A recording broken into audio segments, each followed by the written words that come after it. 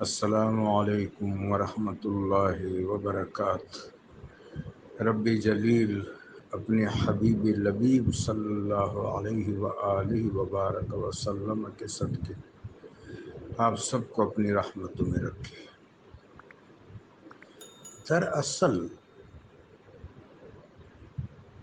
نفس کے اندر اگر غیر عارفانہ کیفیت پیدا ہو جائے، اللہ محفوظ رکھے، جس کو قرآن عظیم فرقان حمید برہان رشید نے تصدیہ کہا ہے، اہل معرفت نے اور متکلمین علوم طریقت قدس اللہ سرہم العزیز نے اس حوالے سے جو گفتگو فرمائی ہے نفس کے حوالے سے، قریب قریب تمام متکلمین سیر و سلوک اس پر اتفاق کی طرف آ رہے ہیں کہ شیطان قلب حقیقی پر، روح پر، سر پر، عقل پر، وجدان پر، خفی و اخفا پر براہ راست اثر انداز نہیں ہو سکتا۔ اس پورے نظام باطن میں ایک سرمایہ ہے جس کو نفس کہتے ہیں۔ نفس کے لیے حضرت ابو حامد غزالی رحمہ اللہ تعالی نے اور حضرت ابو طالب مکی الحارثی قدس اللہ سرہ العزیز نے بجا طور پر سرمایہ کا لفظ استعمال کیا ہے۔ قرآن عظیم نے اس کے تصدیہ کی صورت میں خبردار کیا ہے اور اس کے تزکیہ کی صورت میں بشارت دی ہے۔ اہل معرفت نے یہ بھی رقم فرمایا ہے کہ اگر نفس تزکیہ کے راستے پر آمادہ ہو جائے تو پھر اس کا تصدیہ کی طرف جانا بہت مشکل ہوتا ہے، یعنی شیطان کو مشکل پیش آتی ہے، اس کو ہزیمت اٹھانا پڑتی ہے۔ لیکن ابتدائے کار سالک اپنے آپ کو بہت زیادہ مستعد رکھے گا کہ نفس کا یہ عظیم سرمایہ تصدیہ کی طرف اور تخریب کی طرف نہ چلا جائے۔ اب نفس کی ایک ذمہ داری یہ بھی ہے کہ جسم کی ضروریات کا خیال رکھے، چونکہ جسم روح کا مکان ہے، اس مکان کو آراستہ رکھنا، مزین رکھنا، اس کو آرائش و جمال سے مزین رکھنا، یہ بھی نفس کے ترغیبات میں ہے۔ جسم کی ضرورت ہے خوراک، جسم کی ضرورت ہے پوشاک، جسم کی ضرورت ہے اکل و شرب اور دیگر چیزیں۔ اب یہاں پر شیطان جو کام کرتا ہے وسوسہ کی صورت میں کہ ان ضروریات و ترغیبات اور اشتہا میں غیر ضروری وسوسہ داخل کرتا ہے اور خارج سے نفس انسانی پر اثر انداز ہوتا ہے کہ تیری ضرورت زیادہ ہے۔ اب اگر وہ نفس مباح کی حد تک رہے پھر کوئی مسئلہ نہیں ہے، لیکن اگر مباح سے تجاوز کر جائے مکروہ تنزیہی میں، پھر مکروہ تحریمی میں اور اس طرح آگے بڑھتا چلا جائے تو یہ تصدیہ کا راستہ ہے۔ مکروہ تنزیہی، مکروہ تحریمی، پھر حرام، حرام سے آگے پھر نفاق، نفاق سے آگے پھر کفر، کفر سے آگے پھر شرک. اس طرح ہی تصدیہ کا راستہ پھر بہت زیادہ خرابی کی طرف جاتا ہے اور انسان اپنے شرف سے معزول ہو جاتا ہے. رب جلیل ہماری حفاظت فرمائے.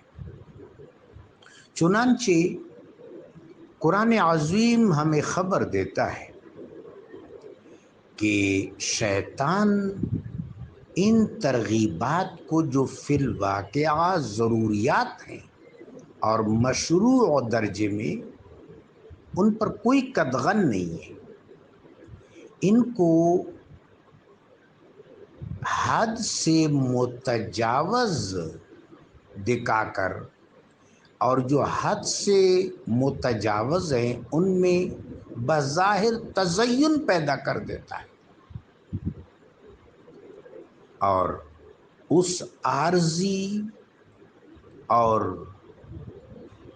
نہایت مکروہ بظاہر تو تزین ہے لیکن بباطن قبح ہے، اس قبح کا اسیر کر دیتا ہے نفس کو.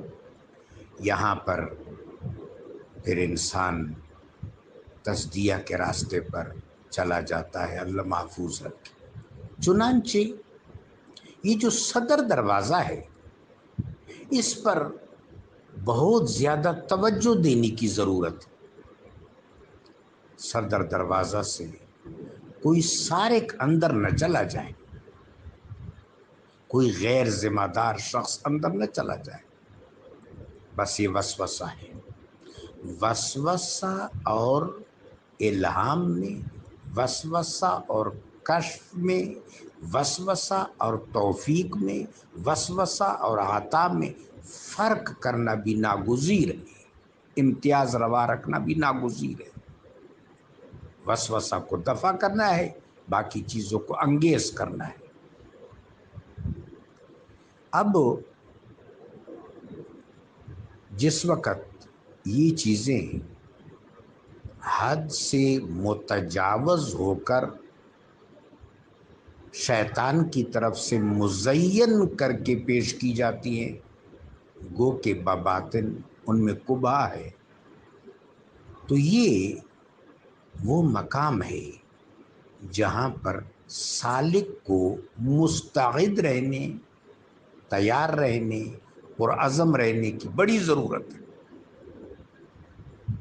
اگر اس مقام پر سارق سے سالک بچ جائے، سالک سارق کو دفع کرنے میں، شکست دینے میں، پسپا کرنے میں بفضل تعالی، بچشم کرم حبیب صلی اللہ علیہ وآلہ وبارک وسلم، اور بفیضان اہل بیت اطہار، صحابہ اکرام، صالحین و مرشدین عظام کامیاب ہو جائے، تو اب انابت کے راستے پر، شاہراہ مستقیم پر، سبل السلام پر رواں دواں ہو جاتا ہے. یہ ہے معرفت کا راستہ. چنانچہ نفس کو ضرورت اور حوائج بشریہ کے تحت صرف مباح تک محدود رکھنا، مباح سے اوپر کی طرف لانا، مستحب کا اس کو گرویدہ بنانا، پھر مستحب سے اوپر مسنون کا گرویدہ بنانا، مسنون سے اوپر مؤکدات کا گرویدہ بنانا، مؤکدات سے اوپر واجب کا، واجب سے اوپر فرض کا، فرض سے اوپر تکلف کا، تکلف سے اوپر مجاہدہ کا، مجاہدہ سے اوپر مراقبہ کا، مراقبہ سے اوپر پھر تزکیہ و مشاہدہ کا. جس وقت معرفت اپنا دفتر نفس کے اندر کھول لیتا ہے، پھر یہ دفتر بڑا مضبوط ہے اور یہ دفتر بڑا منظم ہوتا ہے، اس صورت میں شیطان کا وسوسہ پسپا ہو جاتا ہے۔ اب یہاں پر میں نے ایک دو گزارشات کی، ایک دو ملتمسات، ایک استعداد، ایک علم اور ایک عجز۔ حضرت سیدنا شیخ عبد القادر جیلانی قدس اللہ سرہ العزیز کو بظاہر روشنی نظر آئی، روشنی میں سے آواز آئی کہ ہم آپ سے راضی ہیں اور سارے دروازے آپ کے لیے کھول دیے، آپ صاحب علم ہیں، تلک حدود اللہ آپ کی بصیرت کا حصہ ہے۔ آپ نے فرمایا لا حول ولا قوت الا باللہ۔ اب وہ روشنی اپنی اصل پر لوٹ آئی، جب پسپا ہوئی تو تاریکی تھی، شیطان کا وسوسہ تھا۔ اب تاریکی میں سے ایک اور وار ہوا کہ آپ نے اپنے علم کے زور پر اپنے آپ کو ہم سے بچا لیا۔ جناب قدس اللہ سرہ العزیز نے فرمایا کہ میرے علم نے نہیں، رب جلیل کے فضل و عطا نے مجھے بچایا، چشم کرم مصطفیٰ صلی اللہ علیہ وسلم نے بچایا۔ یہ عجز ہے۔ اہل علم نے لکھا ہے کہ عجز جس طرح فوج میں محفوظہ ہوتا ہے، محفوظہ ریزروڈ فورس، علم ہراول دستہ،